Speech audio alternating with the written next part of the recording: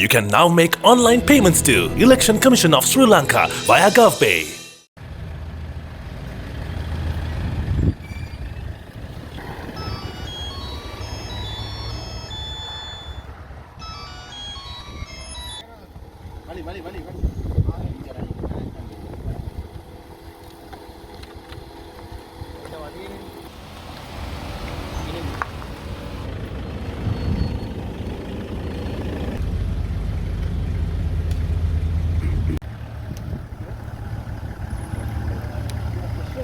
நாங்கள் கொழும்பிலிருந்து வந்திருக்கிறோம். மனித உரிமைகள் ஆணைக்குழுவின் ஆணையாளர்களில் நாங்கள் 3 பேர் இருக்கிறோம். அப்போ எங்களோட நோக்கம் வந்து இந்த செம்மணி இந்த மயானத்தில் என்ன நடக்குது அப்படின்றத தெரிஞ்சு கொள்வது எங்களோட நோக்கம். அப்போ இங்கே வந்து நாங்கள் சம்மந்தப்பட்ட இதுக்கு பொறுப்பாக இருக்கிற மதிப்புக்குரிய நீதிபதி அவர்களோடு நாங்கள் கதைத்தோம். அத்தோடு இது முன்னுக்கு இருந்து நடத்துகிற கலாநிதி பேராசிரியர் ராஜ் சோமதேவ அவர்களோடும் ஏனைய அதிகாரிகளோடும் இது தொடர்பாக கதைத்தோம். பல விஷயங்களை எங்களால் தெரிந்து கொள்ள முடிந்தது.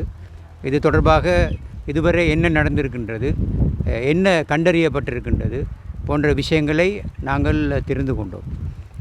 இந்த அடிப்படையில் நாங்கள் கொழும்புக்கு சென்ற பிறகு எமது சேர்மன் எமது தலைவர் இங்கு வர முடியாமல் போய்விட்டது. இன்னொரு உறுப்பினர் வர முடியும். நாங்கள் 3 கமிஷனர்ஸ் 3 பணிப்பாளர்கள் இங்கே வந்திருக்கின்றார்கள். அப்போ நாங்கள் அங்கு போய் இந்த ஒரு கூட்டத்துக்கு அது தொடர்பான பல விஷயங்களை பற்றி நாங்கள் கதைக்கூடியதாக இருக்கும். அதை நான் சொல்ல விரும்புகிறேன். செம்மணி மனித புதைகளில் வந்து சர்வதேச நிபுணத்துவம் வேண்டும் என்று சொல்லி வலியுறுத்தப்படுது. இது சம்பந்தமாக அது தேவையா என்பதை பற்றி எங்களுக்கு இப்பொழுது தெரியாது. நாங்கள் எம்முடைய தலைவர் அவர்களோடு கதைக்கும் பொழுது இந்த விஷயங்களை நாங்கள் சொல்லும்போது இது எம்முடைய நாட்டு சட்டத்திட்டங்களுக்கு பொருத்தமானதா என்பதை பற்றி நாங்கள் தெரிந்து கொள்ள வேண்டும். அவ்வாறு அது பொருத்தமானதாக இருக்கும் பட்சத்தில் யாரும் இது தொடர்பாக வந்து உதவி யாரிடமும் உலகத்தில் யாரிடம் உதவி கோரலாம். ஆனால் அது எங்களுடைய நாட்டின் சட்டத்திட்டங்களுக்கு பொருத்தமானதா என்பதை பற்றி முதல் நாங்கள் முடிவு செய்ய வேண்டும். இது தொடர்பாக நாங்கள் மனித உரிமை ஆணைக்குழுவின் கூட்டத்திலே இது பரவாக நாங்கள் கதைப்போம். செம்மணி வழக்கில் வந்து குற்றஞ்சாட்டப்பட்டு தற்போது சிறை தண்டனை அனுபவிக்கிற சோமரத்ன ராஜபக்ச வந்து தான் சர்வதேச ரீதியாக இது சம்பந்தமாக சாட்சி அளிக்க தயார் என்று சொல்லியிருக்கிறார். இது சம்பந்தமாக அவருக்கு ஏதாவது அச்சுறுத்தல் ஏற்பட்டால் இலங்கை மனித உரிமை ஆணைக்குழு ஏதாவது இது தொடர்பாக நானும் பத்திரிகையில் பார்த்தேன். இது தொடர்பாக அச்சுறுத்தல் ஏற்படும் பட்சத்தில் அவர் மனித உரிமை ஆணைக்குழுவை நாடுவாராக இருந்தால் எங்களால் என்ன செய்ய முடியுமோ அதை மனித உரிமை ஆணைக்குழு செய்யும். குடும்பங்கள் வந்து தொடர்ச்சியாக ஒரு சர்வதேச கண்காணிப்புடன் கூடிய சர்வதேச நிபுணத்துவம் இந்த அகழ்விலேயும் இந்த இது தொடர்பான விசாரணையிலையும் தேவை என்று கேட்கிறது. அந்த வகையில் 99ஆம் ஆண்டு நடந்த இந்த செம்மணி மனித புதைகுழி அகழ்வில் அந்த நேரம் 4 சர்வதேச நிபுணர்கள் வந்து நேரடியாக இந்த வழக்கில் வந்து பங்குபற்றி தங்கள் நிபுணத்துவத்தை வழங்கியிருக்கணும். அந்த ரீதியில் மனித உரிமை ஆணைக்குழு வந்து இந்த அகழ்வு தற்போது நடந்து கொண்டிருக்கிற அகழ்வு நடவடிக்கையில் அப்படி ஒரு நிபுணத்துவத்தை வழங்குறதுக்கு எதுவும் பரிந்துரைகளை முன்வைக்குமா? அது தொடர்பாக நிலப்பாடு. இப்பொழுதுள்ள இந்த அகழ்வு மிக சிறப்பான முறையில் நடந்து கொண்டிருப்பதாக நாங்கள் கருதுகிறோம். இது தொடர்பான எதுவும் தடைகள் அல்லது மேலதிக நிபுணத்துவம் அவசியமாக இருப்பதாக எங்களுக்கு தெரியவில்லை.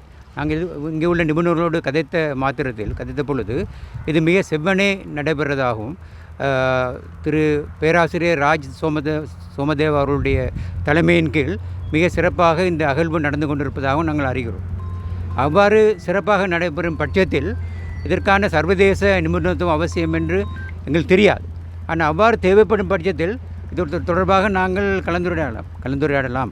இந்த மனித புதைகுழிகளை அகழ்றதில் இலங்கையில் அது தொடர்பாக ஆய்வுகளை செய்கிற நிபுணத்துவம் இல்லை, அதுக்குரிய ஒரு லேக் ஒன்று இருக்குன்னு சொல்லி ஒரு குற்றச்சாட்டு ஒன்று முன்வைக்கப்படுது. அது தொடர்பாக மனித உரிமை ஆணைக்குழு கவனம் செலுத்தும். இவ்வாறான குற்றச்சாட்டு இருப்பதாக எனக்கு தெரியவில்லை. ஆனால் மனித உரிமை ஆணைக்குழு தொடர்பான குற்றச்சாட்டு வந்திருக்குதா என்பதை பற்றி நாங்கள் இதை பற்றி ஆய்வு செய்ய வேண்டும். எனக்கு தனிப்பட்ட முறையில் ஒரு ஆணையாளர் என்ற அடிப்படையில் எனக்கு இது விஷயமாக எனக்கு தெரியறதுக்கு வாய்ப்பு இல்லை.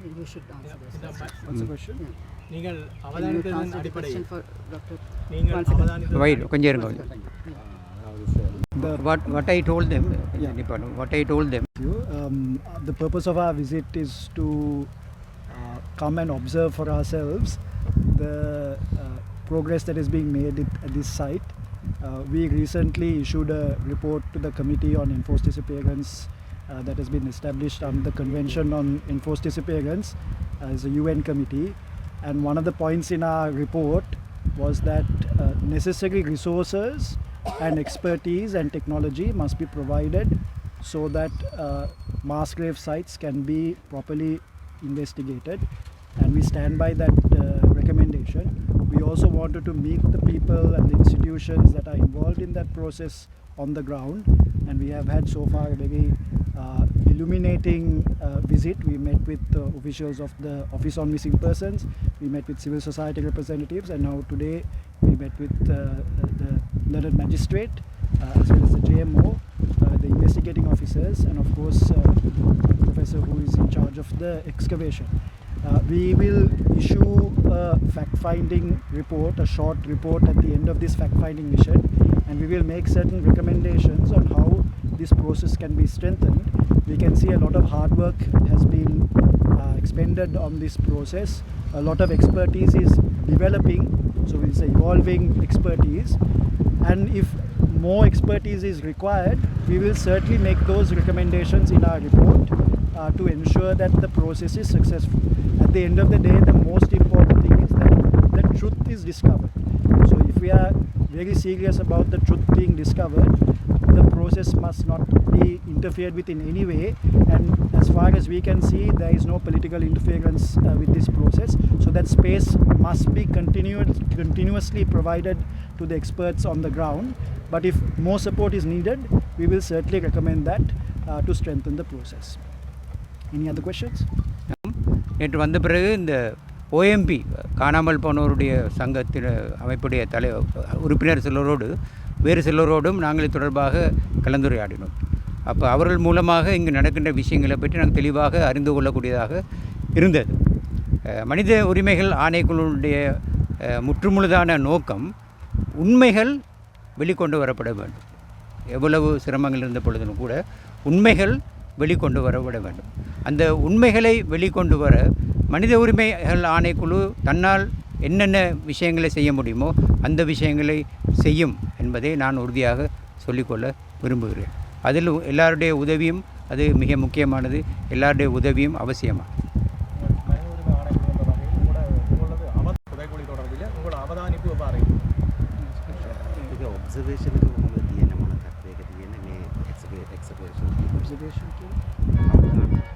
Observation. Yeah, so as I said before, we will hopefully by the end of this week release a formal report, publish a formal report with our observations. Right, so right now we're in the middle of our mission. We are meeting officials. We have a couple of more visits to complete. The things that we are looking at particularly is whether there is any interference with the process. We are keen to know whether the evidence that is being gathered is being preserved and protected, and whether the protocols that are being followed will give adequate protection. We will also look at whether the necessary support in terms of resources is being allocated, and whether those resources are being received in a timely manner. And all of those observations we will be putting in a report, and hopefully by the end of the week we will be releasing that report. We will also include some recommendations in that report in terms of what can be done to strengthen this process. But as Professor Thanaraj said, so far our observations is that essentially a lot of hard work is being carried out. I mean, there is certainly a lot of expertise on the ground, and we see that as a major strength.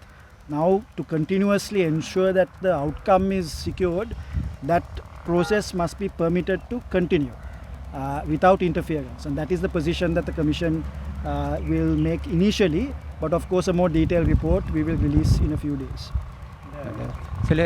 சில கண்டு கதைத்தோம். இந்த அவதானிப்புக்கு பிறகு இன்னும் கூட வேறு நாங்கள் போகிறதுக்கு முன்பதாக சிலரோடு கதைக்க இருக்கின்றோம்.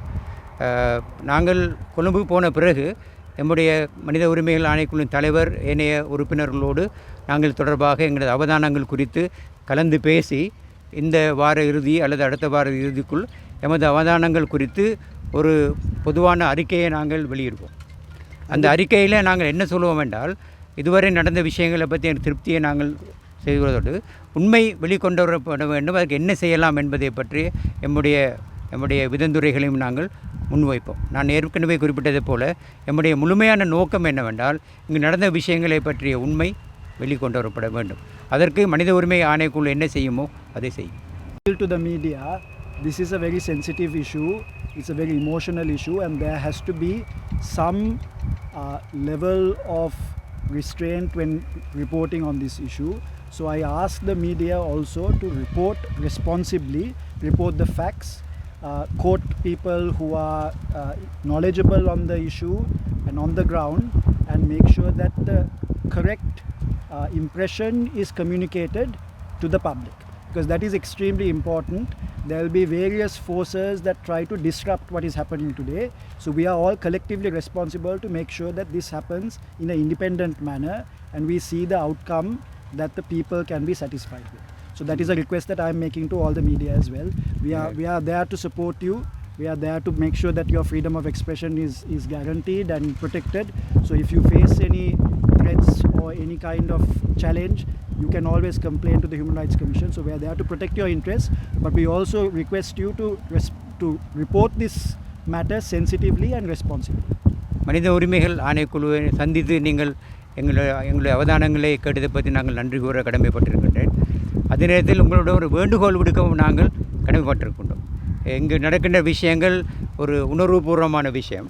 ஆனால் நீங்களே தொடர்பாக அறிக்கையிடும் பொழுது ஒரு இமோஷனல் என்று சொல்லப்படுகின்ற உணர்வு ரீதியாக விஷயங்களை சொல்லாமல் யதார்த்தமாக ஒப்ஜெக்டிவ் என்று சொல்வார்கள், புறவயமாக இங்கு நடக்கின்ற விஷயங்களை நீங்கள் மக்களுக்கு தெரியப்படுத்த வேண்டும். அது மிக மிக முக்கியமானது. மக்களுடைய உணர்வுகளை கிளறக்கூடியவாது ஊடகங்கள் நடந்து கொள்ளக்கூடாது என்பதற்காக நாங்கள் மனித உரிமை ஆணைக்குழுவின் சார்பாக மிக பணிவாகவும் அன்புடனும் உங்களை கேட்டுக்கொள்வதற்கு நான் கடமைப்பட்டிருக்கின்றேன். தேங்க்யூ. நன்றி. காணாமலாக்கப்பட்டது தொடர்பான ஒரு சாட்சிகள் பதிவு செய்திருக்கு. அது தொடர்பாக எதுவும் தொடர்ச்சியாக இந்த வழக்கில் எதுவும் அதை கையில் அது தொடர்பாக விசாரிப்பீங்களா? So we have taken a decision to make sure that all the past reports of the commission will be published. There was a 2003 report that was published before, and we will be putting that on the website.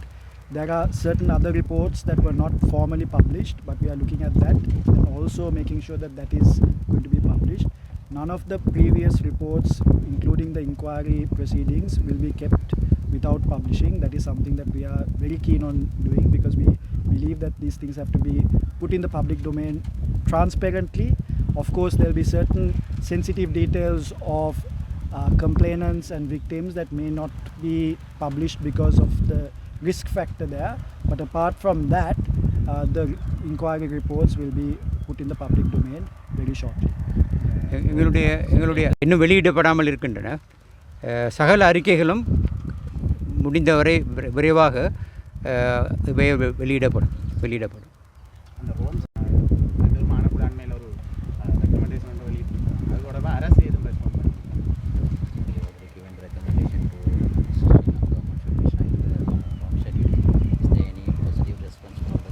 So that report that we sent to the Committee on Enforced Disappearance is published, and all the recommendations are found in that report. It's in the public domain. Sri Lanka is being reviewed by the committee in September, and we are also planning to attend that session. We hope that there will be a positive response to our recommendations, and that will be communicated to the committee. We are in constant touch with the relevant actors, but we have not got a formal response as yet. We anticipate that in September during the session there will be a formal response to some of the recommendations as well.